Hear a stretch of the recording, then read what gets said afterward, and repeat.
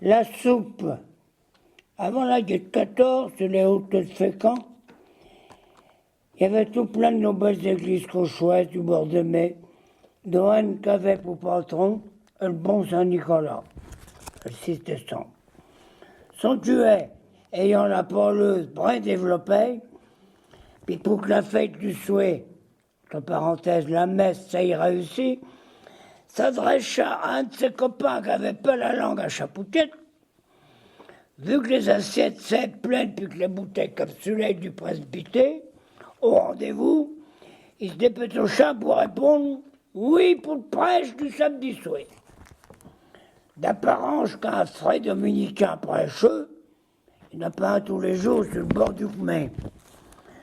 Comme prévu, il arriva à 10 heures, puis la demi-heure passait, du matin, parce que les deux amis il avaient prévu de faire un bon dîner. À partir de 11 heures, ce qui permettait une petite collation soupante enfin de relever, avant l'office du souhait. La Julie prévenue avait bien fait les choses. Il y avait le temps de mettre quelques bouteilles à l'abri, puis se reposer après les rinchettes sur rinchettes, le gloria, la partante, la déchirante, le coup de pied au cul, vont dû nous oublier un ou deux. T'as dit leur part, la Julie, qui avait l'œil à tout, puis ses oreilles fines, elle dit comme ça au prédicateur, il fait une frette voleuse. Vous toussez avant votre prêche, je vous porterai un bon bol de soupe bien chaud à la sacristie. Ça vous racaillotera. L'homme de parole qui prenait chaque note la remercia vivement. Il allait ensuite se reposer chacun de leur côté dans un fauteuil, mais que les tués ronflent comme des sonneux. La Julie, infatigable, se remettait la tablette pour la collation.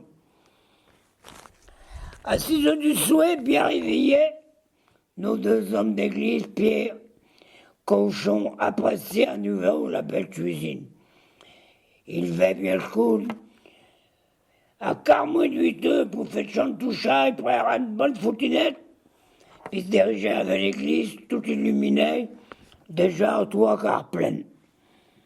5 minutes avant que ça démarre, l'orateur fut pris d'une envie bien naturelle qui arrive à tout le monde. L'église à ce bondait, fallait trouver une solution. Était trop tard pour sortir puis croiser les derniers contraires. Il n'y avait plus mec à rapasser par la sacristie pour faire de la fée. Il tomba sur 2 gros verrous puis de serrure. Vu qu'il était demi, tu avais fermé tout. En redoublant aussitôt, il fait une petite prière au grand Manitou, puis dit qu'il veille. Un bol de soupe tout corps posait, comme promis par la Julie sur un meuble. Là que les tués posent leurs habits. En se mettant dans un raccoin, il avala la bonne soupe d'un trait, puis une fois que le bol fut vide, il se soulagea sans que personne l'aperçoive. Récopié un vase de nuit. Et se dépêchant, il entra dans le queue. L'évangile venait de finir. Asteux était allé jouer. Il n'y avait plus une caisse de livre. Il monta dans son juteux. Puis mettant son sermon en ordre, il se disait dans lui-même. Mais comme l'homélie a ça fini, je viderai le bol par la fenêtre, tandis que ce temps-là, le tué finira l'office, ne verra rien. T'as dit 2 heures d'affilée, les assistants étaient plats pour dire. Queue cagnole, des grands gestes, le bon vin de Vébiazar fait trouver les bons mots. Mais que la chance s'entende, Amen. Tout le monde se leva pour applaudir le frais prêcheux dominicain. Que vieux sermon. Il causa avec toute personnalité, serra des mains, tout le monde vous levait, puis regagna le presbytère. Un fait entrer trouva la Julie qui faisait sa jour.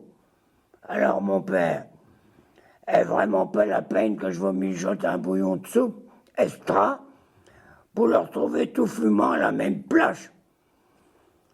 Le sermonneux changea de couleur. Jésus-Marie, puis alors, qu'est-ce que vous n'avez fait? Ça que tout le monde aurait fait. Elle pouvait quand même pas le gabiller en le jetant. L'avons versé dans la soupier pour la servir de main ou se tuer, en prêche la première messe du matin.